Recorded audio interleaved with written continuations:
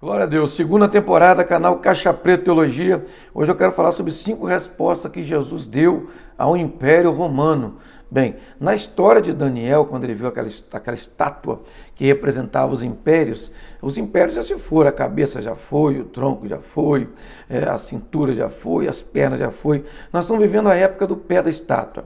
O pé da estátua tem um pouquinho, pelo menos a metade da influência, ainda é o ferro, que seria o Império Romano.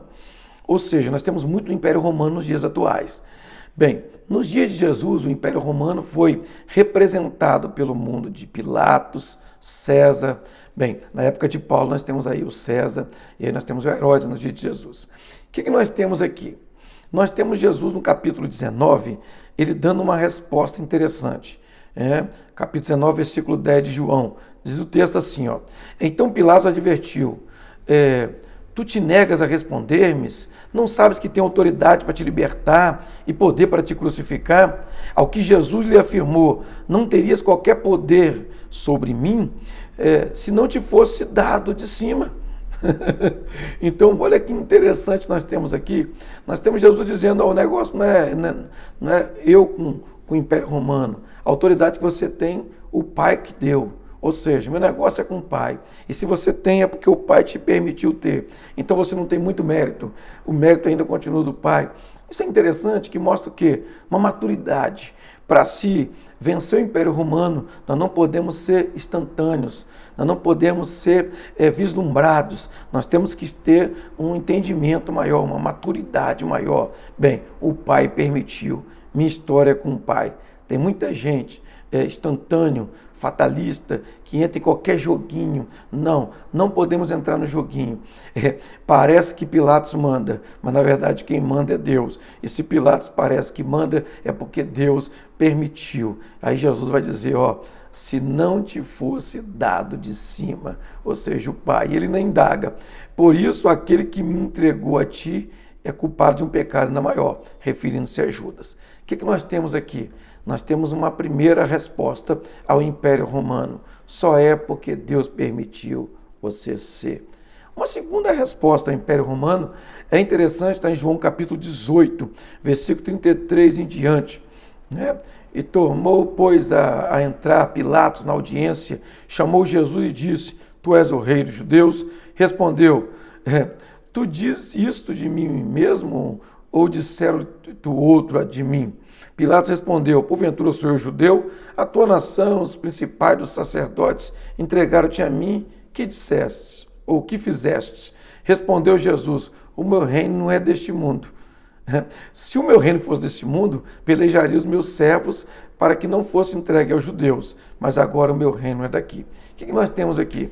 A história do reino, Jesus faz questão de dizer, meu reino é deste mundo. Há uma geração, a geração se rendendo ao mundo do neopentecostalismo, da chamada teologia da prosperidade, dizendo eu sou filho do rei, tem que andar de carruagem de rei, tem que morar em palácio do rei, tem que andar com vestes de rei. Eu tenho uma má notícia para você. Jesus diz, meu reino é deste mundo. O verdadeiro povo que entendeu sobre o reino dos céus, o reino de Deus, o reino eterno, está valorizando as ruas de ouro. Nós teremos um trono, mas Jesus disse, ao que vencer, dele sentar comigo no meu trono, assim como eu venci, sentei com meu Pai no meu trono.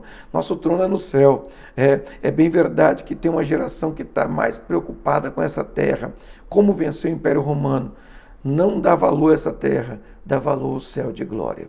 Segunda resposta de Jesus ao Império Romano, tem muito a dizer para essa sociedade, para essa cultura e para esse cristianismo século XXI. Voltemos ao século I. O que nós temos aí? Nós temos uma terceira resposta. Como vencer Roma? Como vencer Pilato? Como vencer César? Como vencer Herodes? Eu tenho uma matéria para falar aqui. A terceira resposta, 18:7. Disse-lhe, pois, Pilatos, logo tu és rei? Respondeu Jesus, tu dizes que eu sou rei. É engraçado que Jesus não dá a princípio um veredito. Tu dizes, ele consegue transformar a afirmação em uma outra pergunta. Ele deixa o benefício da dúvida. Tu dizes, olha que interessante, Jesus respondeu, tu dizes que eu sou rei. Nós temos uma história interessante aqui. Jesus brincando com as palavras. O povo que consegue vencer é um povo que domina palavras, domina significado, domina vocabulário, domina a oratória. Jesus sabia o que falar e o que não falar.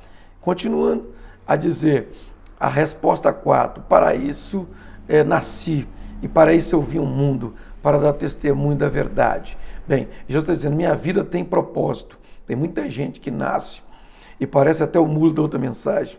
Parece que é uma vida sem propósito. Não, minha vida tem propósito, para isso eu vim. É gente que descobre. Veja bem, deixa eu contar para vocês. Todo cristão, no mínimo, tem um talento.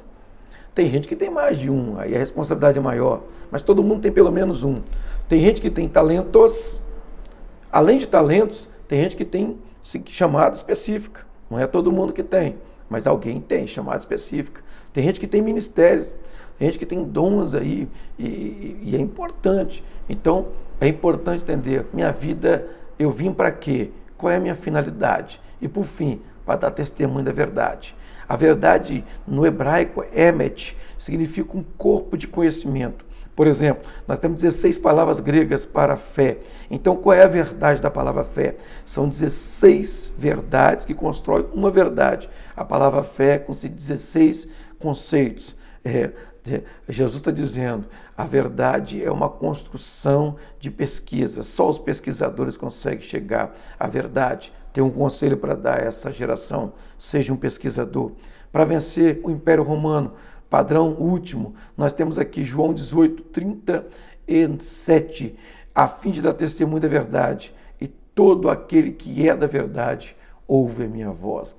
Jesus está dizendo, olha, o cristianismo, o evangelho, foi feito para todo mundo, mas não é todo mundo que vai conseguir entender, não é todo mundo que vai conseguir ter, é aquele que é da verdade, aquele que se rendeu à verdade, aquele que resolveu, se decidiu em torno da verdade, para um mundo de ficção, um mundo fictício, para o mundo virtual, para o mundo que valoriza a mentira.